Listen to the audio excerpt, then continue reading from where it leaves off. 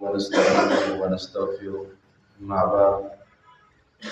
أعوذ بالله السميع العليم من الشيطان الرجيم.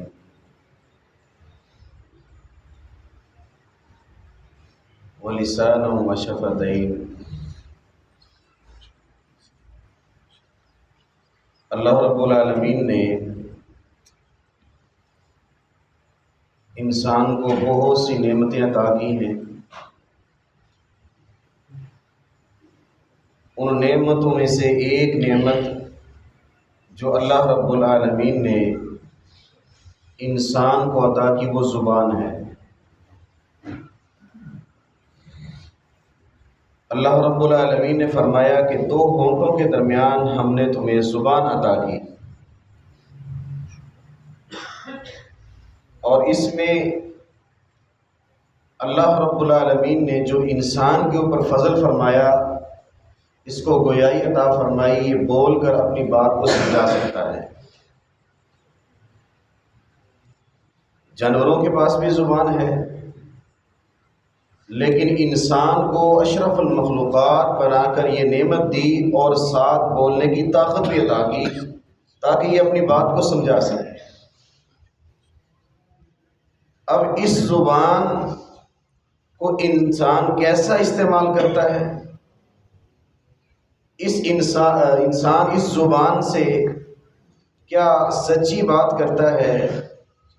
کیا اس سے جھوٹ بولتا ہے؟ اللہ رب العالمین کا واضح حکم سورۃ الاحزاب کی آیات یا ایھا الذین آمنوا اتقوا اللہ وقولوا قولا سدیدا، اے ایمان والو اللہ سے ڈرو اور سیدھی سیدھی بات کرو، جھوٹ کا سہارا مت لو، سچی بات کرنی ہے. اللہ رب العالمین نے جو نعمت دی ہے، اس زبان کی وجہ سے انسان کا اخلاق اور بد اخلاق ہونا پہچانا جاتا ہے. یہ زبان ہی ہے کہ جو انسان کو فرش سے اٹھا کر عرش پہ پہنچا دیتی ہے، اور زبان ہی ہے کہ جو انسان کو عرش سے زمین کے اوپر دے مارتی ہے، جو ذلیل کر دیتی ہے. صحابہ کرام رضوان اللہ علیہم اجمعین میں ایک صحابی اپنی زبان کو پکڑ کر کہتا ہے، اگر تو ٹھیک رہی تو سارے معاملات ٹھیک رہیں گے. اس زبان کی وجہ سے انسان جہنم کا ایندھن بنے گا، اور اسی زبان کی وجہ سے انسان جنت میں داخل ہوگا. انسان کے لیے زبان کب آفت بنتی ہے، کب یہ پریشانی کا باعث بنتی ہے؟ ان آفتوں میں سے ایک آفت جو ہے رسول اللہ صلی اللہ علیہ وسلم نے بتلائی. فرمایا کہ عمومی جو گفتگو انسان کرتا ہے نا، اس کے اندر جھوٹ نہ بولے. اگر انسان جھوٹ کا سہارا لیتا ہے تو کن لوگوں کے اندر شمار ہوتا ہے، اور اگر انسان سچی بات کرتا ہے تو پھر کن لوگوں کے اندر شمار ہوگا؟ رسول اللہ صلی اللہ علیہ وسلم نے فرمایا، علیکم بالصدق فإن الصدق یہدی الی البر وإن البر یہدی فی الجنہ، کہ انسان اگر سچی بات کرتا ہے، سچ بولتا ہے، کیونکہ سچ جو ہے یہ نیکی کی طرف رہنمائی کرتا ہے، اور نیکی انسان کو جنت کی طرف لے جانے والا عمل ہے. یہاں پر بس نہیں ہے، بلکہ فرمایا کہ جو انسان صبح اٹھتا ہے، سچ بولتا ہے اور سچ کی تلاش میں لگا رہتا ہے، یہ انسان یہاں تک کہ اللہ کے ہاں بھی سچا لکھ دیا جاتا ہے. پھر رسول اللہ صلی اللہ علیہ وسلم نے فرمایا، ایاکم والکذب فإن الکذب یہدی الی الفجور وإن الفجور یہدی الی النار. رسول اللہ صلی اللہ علیہ وسلم نے فرمایا کہ جو انسان جھوٹ بولتا ہے اور جھوٹ کی تلاش میں رہتا ہے، جب اس نے صبح کی اٹھا، جھوٹ سے ابتدا ہوئی، پھر سارا دن وہ جھوٹ کے پیچھے لگا رہتا ہے، یہاں تک کہ وما یزال الرجل، وہ انسان کے جھوٹ کی تلاش میں ہے، اللہ کے ہاں وہ انسان جھوٹا لکھ دیا جاتا ہے. تو جو انسان اللہ کے ہاں جھوٹا لکھ دیا گیا، دنیا کے اندر بھی ذلیل ہوتا ہے، آخرت کے اندر بھی ذلیل ہوگا. کیونکہ یہ جھوٹ بولنا ایمان والے کی نشانی نہیں ہے. مومنین کی نشانیاں نہیں ہیں۔ رسول اللہ صلی اللہ علیہ وسلم نے فرمایا کہ آیت المنافقین ثلاث، منافق کی 3 نشانیاں ہیں۔ فرمایا کہ جب وہ بات کرتا ہے تو جھوٹ بولتا ہے، جب وہ وعدہ کرتا ہے تو وعدہ خلافی کرتا ہے، اور جب اس کے پاس کوئی امانت رکھی جاتی ہے تو اس امانت کے اندر خیانت کرتا ہے۔ فرمایا یہ منافقین کی نشانیوں میں سے ہے۔ تو اگر انسان ان کاموں کو نہیں چھوڑتا ہے، ایک جو صفت ہے، ایک عمل بھی اگر کسی انسان کے اندر پایا جاتا ہے تو وہ انسان اپنا ٹھکانہ دیکھ لے اور اپنا انجام دے لے کیا ہوگا۔ ان میں سے جھوٹ بولنا، وعدہ خلافی کرنا اور امانت کے اندر خیانت کرنا، فرمایا یہ منافقین کی صفات ہیں، ان کے اندر یہ چیزیں پائی جاتی ہیں۔ ایمان والے کی یہ نشانیاں نہیں ہیں، ایمان والوں میں یہ صفات نہیں پائی جاتی جو منافقین کی ہے۔ جو منافقین کی عمل ہیں وہ مومن انسان کے اندر نہیں ہو سکتے۔ اور اس حدیث سے ہمیں یہ بات معلوم ہوتی ہے کہ جھوٹ بولنا کتنا بڑا گناہ ہے۔ سمرہ بن جندب رضی اللہ تعالی عنہ فرماتے ہیں کہ ہم نے نبی کائنات صلی اللہ علیہ وسلم کے ساتھ نماز ادا کی تو رسول اللہ صلی اللہ علیہ وسلم کی یہ عادت تھی، یہ عمل تھا کہ جب نماز سے فارغ ہوتے تو صحابہ کرام کو پوچھتے کہ بتاؤ آج کسی کو کوئی خواب آیا ہے؟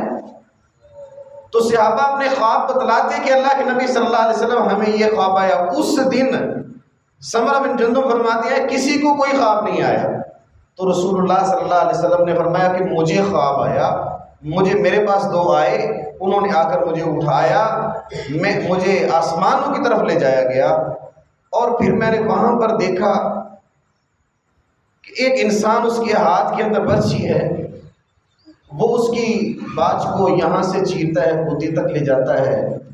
پھر دوسری سائڈ پر آتا ہے، یہاں سے چیر کر بدی تک آتا ہے۔ تو میں نے اس کی وضاحت چاہی کہ یہ کون انسان ہے کہ جس کے ساتھ یہ معاملہ ہو رہا ہے۔ تو رسول اللہ صلی اللہ علیہ وسلم کو اس بات کی وضاحت دی گئی، فرمایا کہ یہ وہ آدمی ہے فَإِنَّ الرَّجُلُ، یہ وہ آدمی ہے من بیتہ، جب یہ اپنے گھر سے نکلتا تھا، فَيَكْذِبُهُ،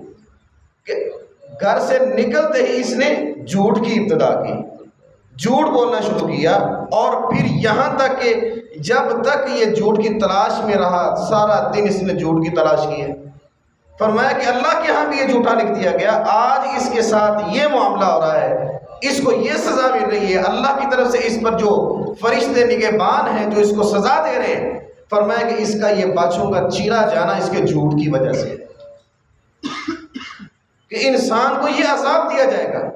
اور یہ قیامت تک کے لیے ہے، ایک دن کے لیے نہیں ہے کہ انسان سمجھے بس چیر دی تھی کام ختم ہو گیا۔ فرمایا نہیں، یہ قیامت تک کے لیے اس کی عذاب ہے کہ اس کا ایک طرف سے چیرا جانا اور دوسری طرف آنا اور پہلی کا صحیح ہو جانا، پھر اس دوبارہ اسی چیز کو آ کر چیرنا، کتنا سخت عذاب ہے۔ فرمایا کہ یہ جھوٹ ہی انسان کو جہنم کی طرف لے جانے والا عمل ہے، انسان کے لیے آفت بنتا ہے، عذاب کا سبب بنتا ہے یہ جھوٹ جو انسان نہیں چھوڑتا ہے۔ اور پھر اس کے اندر جھوٹی قسم اٹھانا، یہ بھی بہت بڑا جرم ہے، جھوٹی گواہی دینا یہ بھی بہت بڑا برا عمل ہے، بہت بڑا گناہ ہے۔ رسول اللہ صلی اللہ علیہ وسلم نے زبان کی آفتوں میں جو ایک آفت یہ فرمایا، سیدنا ابو بکر رضی اللہ تعالیٰ عنہ فرماتے ہیں کہ رسول اللہ صلی اللہ علیہ وسلم نے فرمایا کہ اے میرے صحابہ کی جماعت، الا انبئکم باکبر الکبائر، کیا میں تمہیں جو بڑے گناہ ہیں، جو کبیرہ گناہوں میں سے بڑے گناہوں کے متعلق نہ بتلاؤں؟ تو رسول اللہ صلی اللہ علیہ وسلم کو فرمایا کہ کیوں نہیں، اللہ کے نبی صلی اللہ علیہ وسلم ہمیں بتلائیں وہ کون سے گناہ ہیں جو اکبر الکبائر ہیں۔ تو رسول اللہ صلی اللہ علیہ وسلم نے فرمایا الاشراک باللہ وعقوق الوالدین، سب سے پہلا جو کبیرہ گناہ ہے، کبیرہ گناہوں میں سے سب سے بڑا گناہ اللہ کے ساتھ شرک، پھر فرمایا کہ والدین کی نافرمانی۔ تو ذرا غور کیجئے گا، اللہ کے نبی صلی اللہ علیہ وسلم ایسے ٹیک لگا کر بیٹھے ہوئے تھے، تو جب یہ بات ارشاد فرمائی ایسے ہی اسی حالت میں تھے۔ ابو بکر رضی اللہ تعالیٰ عنہ کہتے ہیں کہ اللہ کے نبی صلی اللہ علیہ وسلم سیدھے ہو کر بیٹھ گئے اور فرمانے لگے الا قول الزور شہادت الزور، الا قول الزور شہادت الزور، الا قول الزور شہادت الزور۔ صحابی فرماتے ہیں کہ مجھے یہ خدشہ ہو گیا کہ اللہ کے صلی اللہ علیہ وسلم خاموش نہیں ہوں گے، تو نبی صلی اللہ علیہ وسلم کا ٹیک کو چھوڑ دینا اور سیدھا ہو کر بیٹھ جانا۔ فرمایا جھوٹی بات، جھوٹی گواہی، جھوٹی بات اور جھوٹی گواہی، فرمایا یہ زبان کی جو آفتیں ہیں جو انسان کو عذاب کی طرف لے جائیں گی، ان میں سے یہ ایک ہے کہ جو انسان جھوٹی گواہی دیتا ہے، جھوٹی بات کرتا ہے۔ کس قدر سنگین بڑا جرم ہے کہ اللہ کے نبی صلی اللہ علیہ وسلم ٹیک لگا کر بیٹھے، پھر سیدھے ہو کر بیٹھ گئے۔ تو صحابی فرماتے ہیں کہ میں یہ سمجھا کہ اللہ کے نبی صلی اللہ علیہ وسلم خاموش نہیں۔ تو یہ اتنا بڑا گناہ ہے، انسان اس کو معمولی سمجھتا ہے کہ جھوٹ بول دیا ہے، مذاق کے اندر بھی انسان جھوٹ بول رہا ہے، باتیں ہیں، مجلس کسی میں بیٹھا ہے کوئی جھوٹی بات کر دے گا لوگوں کو ہنسانے کے لیے، کہتا ہے جب تک لوگ ہنسیں گے نہیں مجلس نہیں بھپتی ہے۔ تو جب تک وہ جھوٹی بات کر کے لوگوں کو نہیں ہنساتا ہے تو مجلس کا جو رونق ہوتی ہے نا وہ باہر نہیں ہوتی۔ تو فرمایا کہ یہ بھی ہلاکت کا سبب ہے کہ جو انسان کسی مجلس کے اندر بیٹھ کر لوگوں کو ہنسانے کے لیے جھوٹ بولتا ہے، فرمایا اس بندے کے لیے بھی ہلاکت ہے۔ پھر اللہ کے نبی کائنات صلی اللہ علیہ وسلم نے جو زبان کی آفتوں میں سے ایک بڑی آفت کہ جو انسان کے لیے عذاب کا سبب بنتی ہے، رسول اللہ صلی اللہ علیہ وسلم نے فرمایا کہ وہ غیبت ہے، کسی کی غیبت کرنا۔ تو اللہ کے نبی صلی اللہ علیہ وسلم کی حدیث سے یہ بات واضح ہوتی ہے۔ سیدنا ابو ہریرہ رضی اللہ تعالیٰ عنہ فرماتے ہیں کہ اللہ کے نبی صلی اللہ علیہ وسلم نے فرمایا اتدرون ما الغیبہ، کیا تم جانتے ہو غیبت کیا ہے؟ تو صحابہ نے کہا اللہ کے نبی صلی اللہ علیہ وسلم اللہ اس کا رسول بہتر جانتا ہے۔ تو اللہ کے نبی صلی اللہ علیہ وسلم نے فرمایا ان کان فیہ ما تقول، کہ وہ بات تم کسی انسان کے کسی اپنے بھائی کے بارے میں کرتے ہو کہ جو اس کو ناپسند ہے، اگر تم وہ بات کرتے ہو تو یہ غیبت ہے۔ تو اللہ کے نبی صلی اللہ علیہ وسلم سے پوچھا کہ اللہ کے نبی صلی اللہ علیہ وسلم اگر وہ بات جو انسان کر رہا ہے کسی کے متعلق کر رہا ہے اگر وہ اس میں نہ ہو جو اس نے بیان کی ہے، تو رسول اللہ صلی اللہ علیہ وسلم نے فرمایا کہ اگر وہ بات اس کے اندر موجود ہو جو تم کر رہے ہو تو تم نے غیبت کی، اگر وہ بات اس کے اندر موجود نہیں ہے جو تم کر رہے ہو، فرمایا تم نے اس پر بہتان لگایا۔ تو جو انسان یہ عمل کرتا ہے، بیٹھتے ہیں دوست احباب یا کسی مجلس کے اندر بیٹھ کر پھر دوسروں کی بدخوئیاں شروع، خاص کر کے عورتوں کا معاملہ اس طرح کا ہے کہ وہ خامدوں کی نافرمانیاں، پھر لوگوں کے متعلق، کسی کی بہن بیٹی کے متعلق باتیں شروع ہوتی ہیں، تو پھر آخر کے اندر یہ الفاظ ہوتے ہیں چھوڑو ہم نے کیا کرنا ہے اس بات کو، ہمارا اس کے کیا لینا دینا، لیکن اس سے پہلے سارا کچھ بیان کر چکی ہوتی ہے۔ آدمیوں کی یہی بھی صفت ہے، مردوں کے اندر بھی یہ باتیں ہیں، وہ کسی حکمران کے متعلق بیٹھ جائے نا بات کرنے، وہ کہتے ہیں چلو جی ساٹا کہڑا کام ہے انہوں دا عمل انہوں دا نال، پہلا سب کچھ کر چکے، ہم نے اس کی ایک ایک بات کو بیان کر دیا کہ اس کے اندر یہ بھی ہے، یہ بھی ہے، یہ گناہ ہے، یہ گناہ ہے، یہ باتیں کر کر کے آخر میں ہم نے یہ بات کی ہے یہ پاؤ مٹی کی کرنا سیدھا ہے۔ تو اس سے پہلے جو تم نے کام کیا ہے وہ کیا تھا؟ تو رسول اللہ صلی اللہ علیہ وسلم نے فرمایا کہ اگر وہ بات اس میں موجود ہے تو تم نے غیبت کی، اگر وہ بات اس میں موجود نہیں ہے تم نے اس پر بہت بڑا بہتان لگایا ہے۔ تو اللہ رب العالمین نے فرمایا کہ وَلَا يَغْتَبْ بَعْضُكُمْ بَعْضًا أَيُحِبُّ أَحَدُكُمْ أَن يَأْكُلَ لَحْمَ أَخِيهِ مَيْتًا، کہ اگر تم کسی کی غیبت کرتے ہو گویا تم اپنے مردہ بھائی کا گوشت کھا رہے ہو۔ اتنا برا عمل کہ گوشت کھانا مردہ بھائی کا، کہ اگر انسان کے سامنے کوئی مردہ گوشت لایا جائے نا کسی جانور کا کیوں نہ ہو، جو حلال جانور اس کا لایا جائے تو مردہ ہو تو اس کے سامنے لا کر اس کو کہہ یہ کھا لو، تو اس کی سمیل دیکھ کر اس کی جو بو ہے اس سے کراہت محسوس کرے گا کہ میں نے نہیں کھانا۔ سالن خراب ہو جاتا ہے نا، گھر میں رکھا ہو سالن خراب ہو جاتا ہے، انسان وہ نہیں کھاتا۔ تو فرمایا کہ تم غیبت کیوں کرتے ہو، مردہ بھائی کا گوشت کیوں کھاتے ہو؟ اللہ رب العالمین قیامت والے دن جس دن سب لوگ اللہ جمع کرے گا ان کو، لوگ موجود ہوں گے، اس وقت مردہ بھائی کے گوشت کو اس آدمی کے سامنے پیش کیا جائے گا دنیا کے اندر جو غیبت کرتا تھا، فرمایا اس کو کھاؤ جو دنیا کے تم کر کے آئے ہو نا یہ اس کا بدلہ ہے۔ تو اللہ کے نبی صلی اللہ علیہ وسلم نے فرمایا کہ پھر وہ انسان جو غیبت کو نہیں چھوڑتا ہے، یہ گناہ نہیں چھوڑتا ہے، اس کی سزا کیا ہوگی؟ یہ تو بہت بڑا گناہ کا عمل ہے، انسان کو چاہیے کہ اس سے بچنے کی کوشش کرے۔ رسول اللہ صلی اللہ علیہ وسلم نے پھر اس کے متعلق جو اس کی سزا اللہ رب العالمین انسان کو دیں گے اس کے متعلق فرمایا کہ جو ایک بہت ہی سنگین جرم ہے، فرمایا قیامت معراج کے دن جو واقعہ معراج ہے، نبی کائنات صلی اللہ علیہ وسلم کو جو سیر کروائی گئی، اس کے اندر بھی اللہ کے نبی صلی اللہ علیہ وسلم نے دیکھا کہ وہ انسان کہ جس کے ساتھ یہ معاملہ ہو رہا ہے کہ اس کو سزا دی جا رہی ہے، تو اللہ کے نبی صلی اللہ علیہ وسلم نے فرمایا